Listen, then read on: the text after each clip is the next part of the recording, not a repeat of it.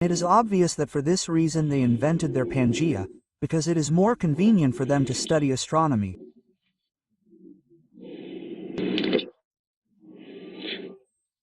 The Hyperboreans had their stage in that horseshoe that surrounds the North Pole. Obviously, England itself and Ireland belong to the land of the Hyperboreans. Alaska and all those regions that form a horseshoe around the northern polar cap also belong to that land.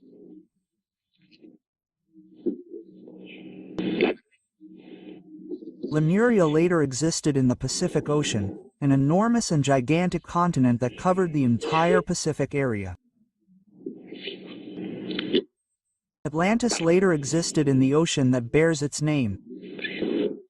Thus, the physiognomy of the globe has changed many times. Our world has had 5 continents or 5 aspects or 5 stages, in which 5 races have developed. Could we expect them, the masters of materialist anthropology, to accept all this? Unquestionably not, because they believe they know everything and everything. Not only do they ignore it, but what is worse, they ignore that they ignore it. They set out to attack the biblical Genesis, and in their anti-clerical zeal they have invented all those theories that abound here, there and everywhere. They do not even want to understand what the word Eden means. Eden, in its etymology. There is a Greek root that explains the word. Voluptuousness. So Eden means voluptuousness. Eden is the same sex, and the entire biblical Genesis is a work of alchemy. It has nothing historical about it. The one that was once located in Mesopotamia on the Tigris and Euphrates rivers. Later it became the school of astrologers and Chaldeans and magicians.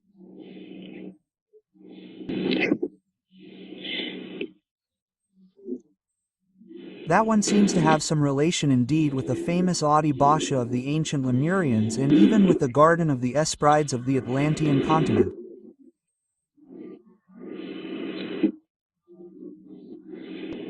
Eden is sex.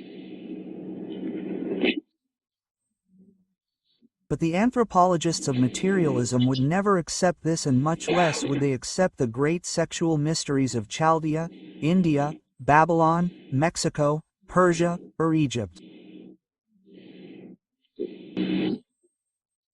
In Lemuria, the system of reproduction by Krilos Act existed, that is, during the Mesoic period, long before the human race had fallen into animal generation.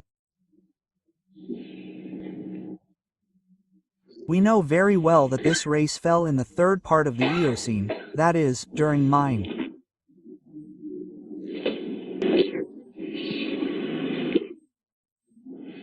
The people, the true men of the Mesoic period, certainly reproduced by Krilos, the power of will and intelligence, but they were men.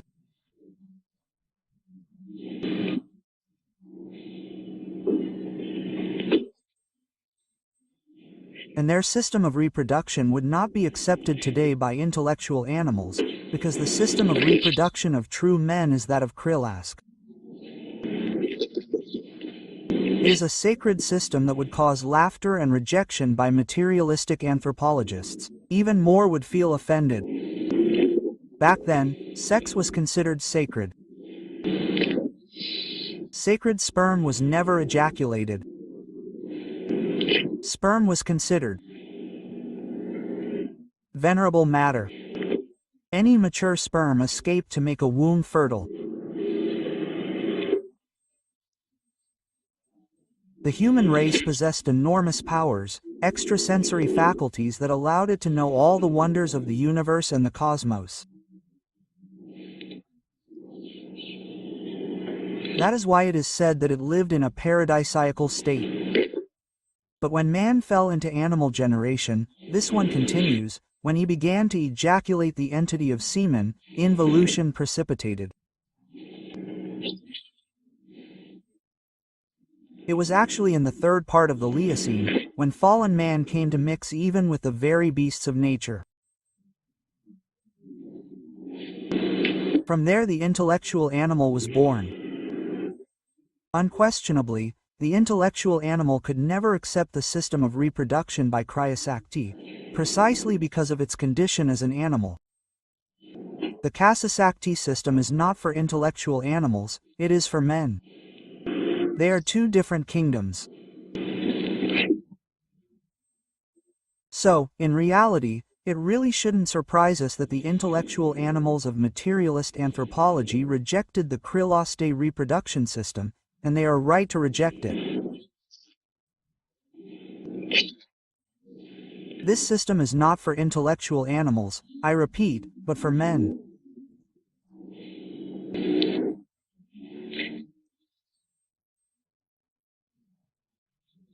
However, since the germs of man are still in our endocrine glands, it is obvious that if we work with the Krylostai sexual system, which is that of men, we can, in reality, truly regenerate the brain and develop within the physiological, biological, and psychosomatic nature the real man, the true man.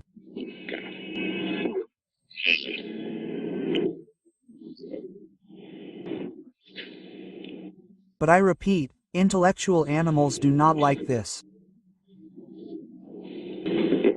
We, in the Gnosticism, have spread the mysteries of sex everywhere.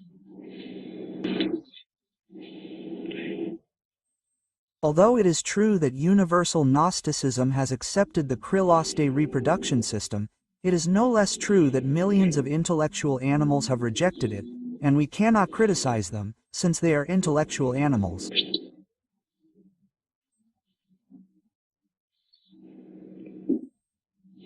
The product of the sexual relationship of certain men who degenerated in the tertiary period and who mixed with the beasts of nature.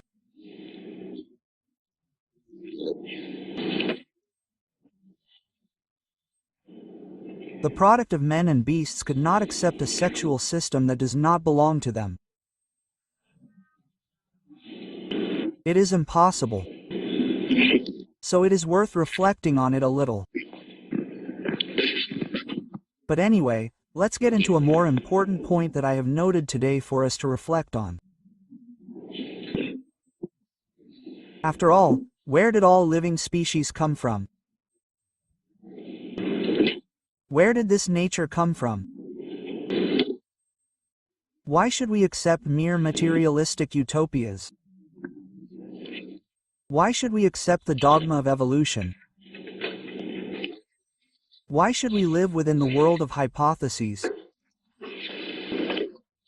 The time has come to delve a little deeper into this whole issue.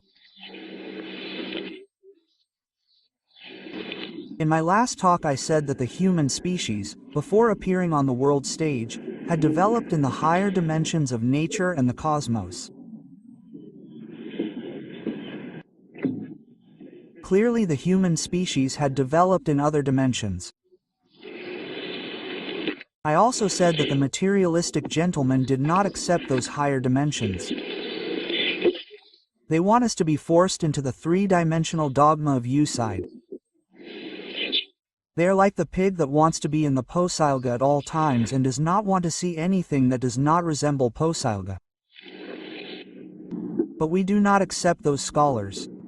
First of all, because they do not know about German's hypothesis that man comes from the monkey. Darwin never said that man came from the monkey. Never. He did say that man and the monkey would have a common ancestor.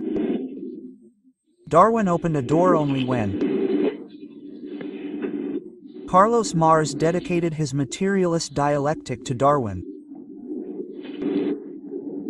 Darwin was offended, rejected such a dedication, and felt very upset. Mr. Darwin was not a materialist, he investigated and opened a door, that is all. It is up to us to take advantage of that door and delve into the ministry. If everything that exists so far is hypotheses, as Haeckel says, who truly emphatically assures that neither geology, nor phylogeny, nor phylogeny would ever be exact sciences. If the theories of one day disappear the next, if these gentlemen are affirming what they have never seen, despite the fact that they say they do not believe, but what they see. If they are lying in that way, then we cannot and should not give them credit. We must appeal to the wisdom of the ancients. This is what universal Gnosticism teaches. That the human race could have developed in other dimensions, that is impossible for materialistic science. But it is a reality for those who were not ancient sages who could speak of the plesiosaurus.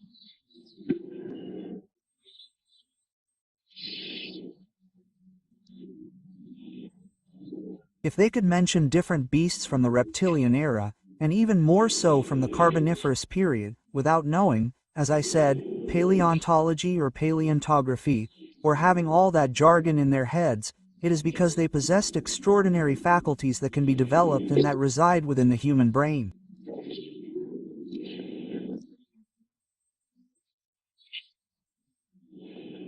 Could the gentlemen materialistic anthropologists affirm that they already know the human brain completely? Obviously not. Furthermore, I clearly state that medical science still does not truly know the human body. They will believe they know it, but they do not. Much later, when you delve into the science of the genus, you will be able to corroborate my statements. But let's not stray too far from the subject. After all, what is the origin of humanity, of the earth, of the race, of the races, of nature, of everything that has been, is, and will be? This is what we must reflect on. Oh, what do the Gnosis tell us? About what Loyo is? Place 2. It is said that in Omelicon there is only wind and darkness. The waters affirm this. Maokan is also called Yoi because of the wind and darkness. Ejekal Ejeket. Yoi Ejeket is something that should invite us to reflect, but let's reflect. Let's continue. What would the Eastern world tell us about Olokan? Not only the scholars of our country, Mexico, but also the Asians. I once spoke here about what matter itself is. I said that the form could be destroyed, but that as substance, matter continued in other dimensions. It is that in the end the earth substance or the earth germ was deposited in the deep space of the universe in the unknown zero dimension. That is what I affirmed. I also said that this substance was the Iliaster.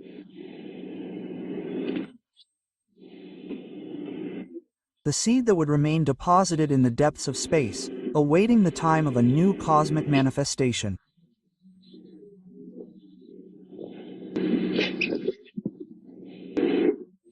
Remember that I clarified this a little more when I said that just as when a tree dies, its seed remains and that in it exist all the possibilities of a new development for a new tree. So also when a world dies, its seed remains. The homogeneous, tasteless, insubstantial, odorless, colorless matter, deposited in the bosom of the Eternal Mother. Well, that seed in relation to one is two. We must not forget that in order to be one, it is necessary to be two. Only in this way, in order to be one must first be at peace and one feels at peace.